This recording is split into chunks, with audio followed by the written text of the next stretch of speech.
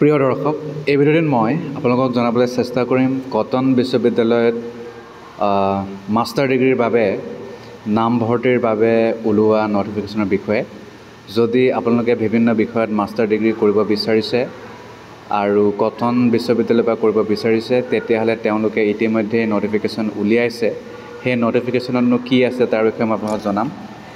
Master degree আপোনালোকে কি কি বিষয়ত কৰিব পাৰিব তাৰ বিষয়ে জনাম, আৰু কিমান ফিজ হ'ব, কি কথা তাৰ বিষয়ে জনাম।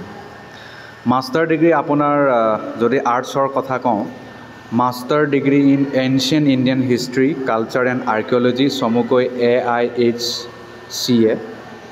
আৰু মাষ্টাৰ ডিগ্ৰী কৰিব পাৰিব মানে MA in anthropology, MA in Arabic, MA in Assamese, MA in Bengali, MA in Bodo, MA in Economics, MA in Education, MA in English, MA in Hindi, MA in History, MA in Mass Communication and Journalism, MA in Persian, MA in Philosophy, MA in Political Science, MA in Psychology, MA in Sanskrit আৰু MA in Sociology। এইকেইটা বিষয়ত আপুনি master degree কৰিব পাৰিব। যদি MSc কথা কওঁ, তাৰ মানে ছায়েন্সৰ master degree, MSc in Botany, MSc in Chemistry, Environmental Biology, Wildlife Science EBWS, Geography, Geology, Mathematics, Molecular Biology and Biotechnology MBBT, MSc in Physics, Statistics and MSc in Zoology। আৰু ইয়াৰ বাহিৰে কিছুমান প্ৰফেশ্যনেল কোৰ্ছ আছে, যেনে master of computer application আৰু master of library and information sciences MLISC, LLM, master of law বা MCom, master of commerce. কিন্তু ইয়াত কথা এটা কৈছে, মাষ্টাৰ ডিগ্ৰী যদি মাছ কমিউনিকেশ্যন আৰু জাৰ্নেলিজমৰ কথা কওঁ, MLISC বা LLMৰ কথা কওঁ, তেতিয়াহ'লে ছেল্ফ ফাইনেন্সিং প্ৰগ্ৰাম হ'ব, য'ত ষ্টুডেণ্টসকলে পইচা কিন্তু প্ৰতি ছেমিষ্টাৰত দিব লাগিব। Ancient Indian history, culture and archaeology 10টা কটন গ্ৰেজুৱেটৰ বাবে থাকিব, 10টা অ'পেন, সকলো পাৰিব আৰু এপ্লাই কৰিবলৈ। বেচলাৰ ডিগ্ৰী উইথ মেজৰ যিকোনো ডিচিপ্লিন হ'লেই হ'ব।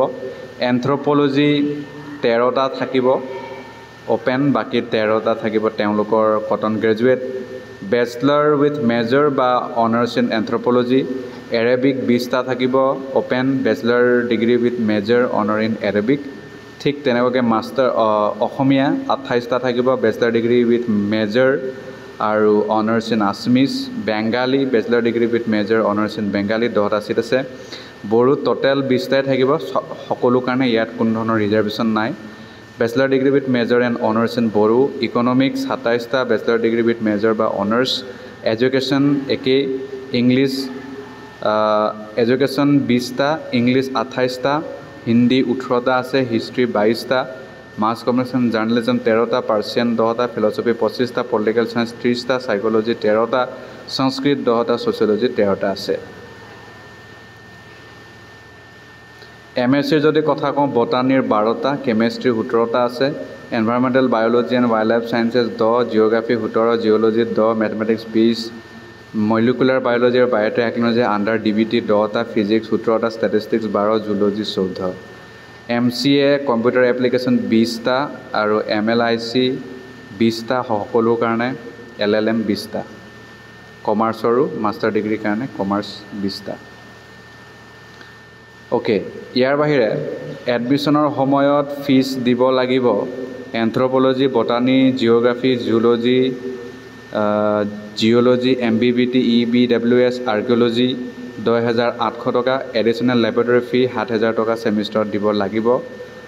লেব without field work, chemistry, CSIT, physics, statistics, psychology, education 9,800 টকা। য'ত লেব নাই, ফিল্ড ৱৰ্ক আছে, অসমীয়া, কমাৰ্চ, হিষ্ট্ৰী, ছ'চিয়লজি 9,800 টকা। ডিপাৰ্টমেণ্ট লেব নাই কিন্তু ফিল্ড ৱৰ্ক আছে, 8,800 টকা, যেনে Arabic, Bengali, Bodo, economics, English, Hindi, mathematics, Persian, philosophy, political science, Sanskrit. Self financing programme, MA in mass communication আৰু জাৰ্নেলিজম। আপোনাৰ টোটেল হ'ব এটা ছেমিষ্টাৰৰ ফিজ 15,500। গতিকে কেইটা ছেমিষ্টাৰ আছে আপোনালোকে নিজে হিচাপ কৰি লওক। আৰু এডমিশ্যন ফি 9,150, টোটেল 24,650 দিব লাগিব আৰম্ভণিত, পিছলৈও দিব লাগিব। MSc library and information science total 23,650, এটা ছেমিষ্টাৰ ফিজ 15,500, LLM 15,500, 22,650 টোটেল হ'ব। তাৰ বাহিৰে সিটটো কেনেকৈ মানে ৰিজাৰ্ভ আছে। OBC, MOBC, NCL 27, SC 7, ST plain 10, ST hills 5, EWS 10। ইয়াৰ বাহিৰে আহোম, চুতীয়া, মৰাণ, মটক, কোচ, ৰাজবংশী, টি ট্ৰাইবসকলক 27% পৰাই অলপমান ৰেহাই দিব। অ'কে, ইয়াৰ বাহিৰে স্পৰ্ট কোটা 5টা আছে, কালচাৰেল 5টা, NCC 5, NSS 2, scouts and guides 2, other Indian states 10টা, ইণ্টাৰনেশ্যনেল 10টা, children of martyred personnel of Indian armed forces CAPF আৰু আছাম পুলিচ 2টা তেনেকুৱাকৈ দিয়া আছে। এইকেইটাই মূল কথা। আপোনালোকে এপ্লাই কৰিবলৈ হ'লে তেওঁলোকৰ অফিচিয়েল ৱেবছাইট ভিজিট কৰক, তাতে এপ্লাই কৰক।